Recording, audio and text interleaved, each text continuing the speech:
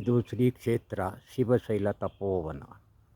ಇಲ್ಲಿ ಶಿವನು ತಪೋವನದಲ್ಲಿ ಇರುವಂತಹ ಮಗ್ನನಾಗಿ ಜನರಿಗೆ ಆಶೀರ್ವಾದ ಕೊಡಲೆಂದು ಬಂದಂತಹ ಒಂದು ಶ್ರೀ ಕ್ಷೇತ್ರ ಆಗಿದೆ ಇದು ಶಿವಶೈಲ. ಈ ಕ್ಷೇತ್ರದಲ್ಲಿ ಹಲವಾರು ಋಷಿಮುನಿಗಳು ಕೂತು ತಪಸ್ಸು ಮಾಡಿದಂತಹ ಜಾಗ ಎಂದ ಪುರಾವೆ ಇದೆ. ಬಹಳ ಅದ್ಭುತವಾದ ಒಂದು ದೇವಸ್ಥಾನ.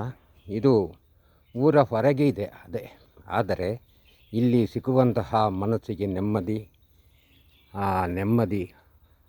ಮತ್ತು ಮನಸ್ಸಿಗೆ ಸಿಗುವಂತಹ ಒಂದು ಆನಂದ ಬೇರೆ ಎಲ್ಲೂ ಸಿಕ್ಕುವುದಿಲ್ಲ. ಮೊದಲು ನೀವು ಬಂದು ಇಲ್ಲಿ ಶಿವಜ್ಞಾನಿ ಜೀವನಾಥಿ ಸೇವಾ ಜೀವಸೇವಾ ಸದಿ ಇಲ್ಲಿ ಮೊದಲು ಇಲ್ಲಿ ದರ್ಶನ ಪಡಿಬೇಕಾದದ್ದು ಶ್ರೀ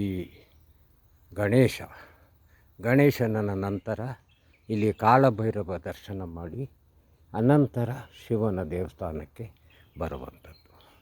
ಇದು ಮುಖ್ಯ ಹೆಬ್ಬಾಗಿಲು.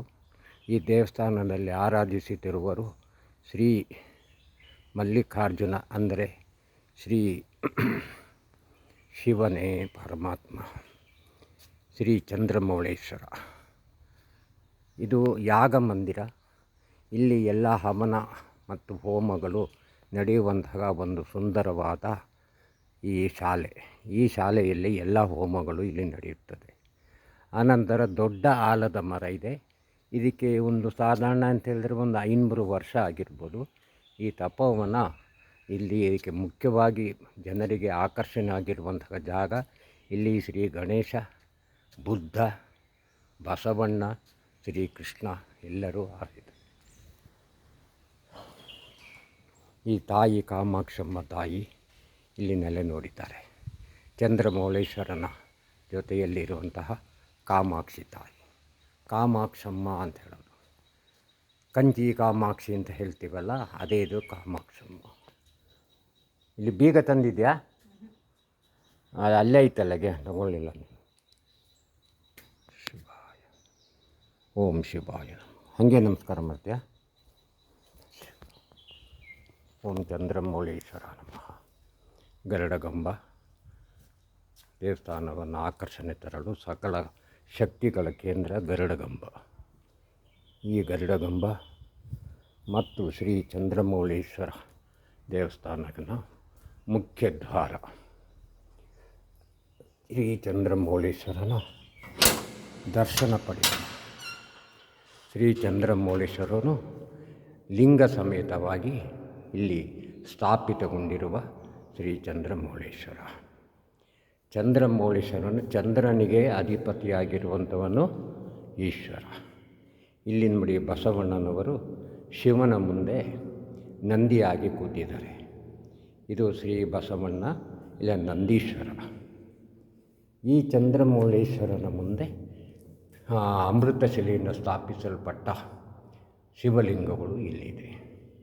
ಈ ಚಂದ್ರಮೌಳೇಶ್ವರನ ಅನುಗ್ರಹದಿಂದಲೇ ಇದು ತಪೋವನವಾಗಿದೆ. ಮುಖದಲ್ಲಿ ಸುಂದರವಾದ ಕಲೆ ಮತ್ತು ಹಸನ್ಮುಖಿಯಾಗಿರುವಂತಹ ಚಂದ್ರಮೌಳೇಶ್ವರ.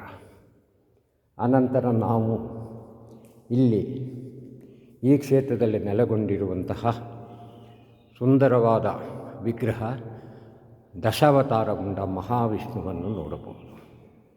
ಸುಂದರವಾದ ಮಹಾವಿಷ್ಣು ದಶಾವತಾರ ರೂಪದಲ್ಲಿ ನೆಲೆಗೊಂಡಿದ್ದಾರೆ. ಈ ಸುಂದರವಾದ ವಿಗ್ರಹವನ್ನು ಈಗ ತಾನೇ ಪ್ರತಿಷ್ಠಾಪಿಸಿ ಸರ್ವ ಜನತೆಗೂ ಅರ್ಪಿಸಿದ್ದಾರೆ. ಈ ಚಂದ್ರಮೌಳೇಶ್ವರ ದೇವಸ್ಥಾನವನ್ನು ನೀವು ನೋಡಬೇಕೆಂದರೆ ಇಲ್ಲಿ ಪಾಂಡವಪುರ ಇದೆ. ಪಾಂಡವಪುರದಿಂದ ಒಂದು 7-8 ಕಿಲೋಮೀಟರ್ ದೂರದಲ್ಲಿ ಇದೆ ಪಟ್ಟಸೋಮನಹಳ್ಳಿಯಲ್ಲಿ ನೆಲೆಗೊಂಡಿರುವಂತಹ ಚಂದ್ರಮೌಳೇಶ್ವರ. ರಸ್ತೆ ಸಂಪರ್ಕ ಚೆನ್ನಾಗಿದೆ.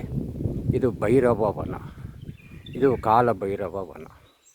ಬರೀ ಭಕ್ತಾದಿಗಳು ಮೊದಲು ಇಲ್ಲಿ ದೇವಸ್ಥಾನಕ್ಕೆ ಪ್ರವೇಶ ಪಡಿಬೇಕಾದರೆ ಶ್ರೀ ಭೈರವೇಶ್ವರನನ್ನು ನೋಡಿ ಅವರ ಅನುಗ್ರಹ ಪಡೆದು ಈ ಭೈರವವನದಲ್ಲಿರುವಂತಹ ಶ್ರೀ ಭೈರವನನ್ನು ಪೂಜಿಸಿ ನಂತರ ಈ ದೇವಾಲಯಕ್ಕೆ ಹೋಗಬಹುದು. ಇದು ಬಹಳ ಸುಂದರವಾದ ಕೆತ್ತನೆಯಿಂದ ಕೂಡಿದೆ, ಪ್ರಶಾಂತ ನಿಲಯವಾಗಿದೆ. ಈ ದೇವಸ್ಥಾನಕ್ಕೆ ಎಲ್ಲರೂ ಒಂದು ಸಲ ಬಂದು ದರ್ಶನ ಪಡೆದು ಒಂದು 10 ನಿಮಿಷ ಕೂತು ತಪಸ್ಸು ಮಾಡಿ ಹೋಗಿದರೆ ನಿಮ್ಮ ಮನಸ್ಸಿನಲ್ಲಿರುವ ಆಕಾಂಕ್ಷೆಗಳು, ಆಸೆಗಳು ಈಡೇರುವಂತಹ ಖಂಡಿತವಾಗಿ ಅನುಗ್ರಹವಾಗುತ್ತೆ. ಯಾಕೆಂದರೆ ಇದು ಋಷಿಮುನಿಗಳು ಕೂತು ತಪಸ್ಸು ಮಾಡಿದಂತಹ ಜಾಗ. ಈ ಜಾಗದಲ್ಲಿ ಸಿಗುವಂತಹ ಒಂದು ನೆಮ್ಮದಿ ನಿಮಗೆಲ್ಲೂ ಸಿಗಲಾರದು ಎಂದು ನನ್ನ ಅನಿಸಿಕೆ. ಈ ಚಂದ್ರಮೌಳೇಶ್ವರ ದೇವಸ್ಥಾನಕ್ಕೆ ದಯವಿಟ್ಟು ಇದು ವಿಡಿಯೋ ನೋಡಿದ ಎಲ್ಲರೂ ಬರಬೇಕೆಂದು, ಬರುವಂತೆ ಅನುಗ್ರಹವಾಗಲೆಂದು ನಾ ಶಿವನ ಚಂದ್ರಮೌಳೇಶ್ವರನನ್ನು ಕೇಳಿಕೊಳ್ಳುತ್ತೇನೆ.